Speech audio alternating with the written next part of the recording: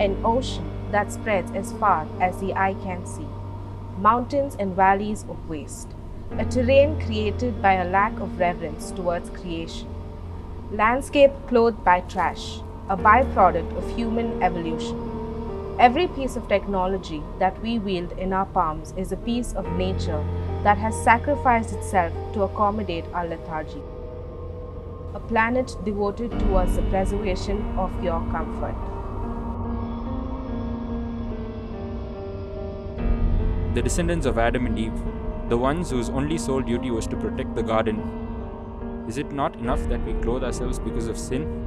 Is it necessary to cover the nakedness and serenity of the environment with a blanket of pollution? We have forgotten the task that we were first assigned with, to protect and to preserve. The earth is the home that the Almighty has blessed us with.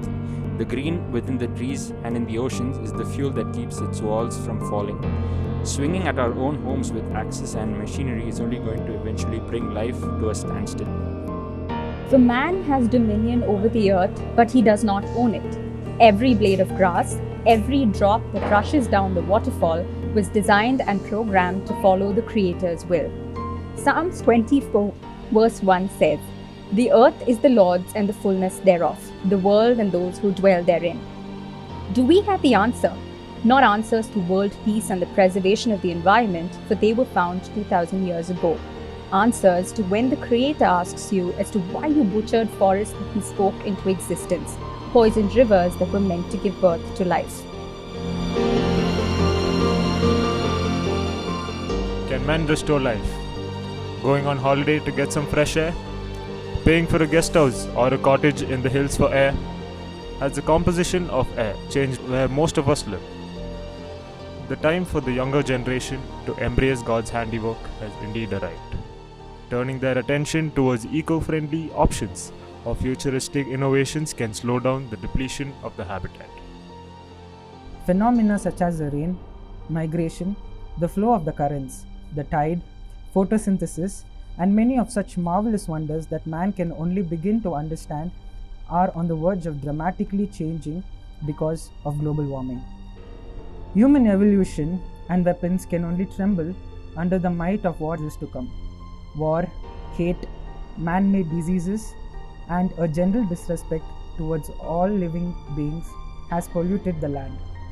Animals, birds, and every form of life have lesser places to call home, and more reasons to long for salvation. Numbers 35, 33 and 34.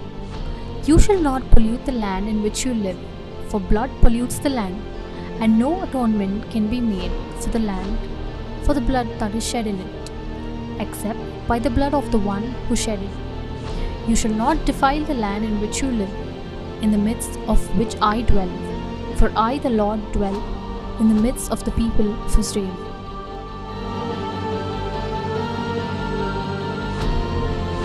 The earth will once again be restored to its former glory.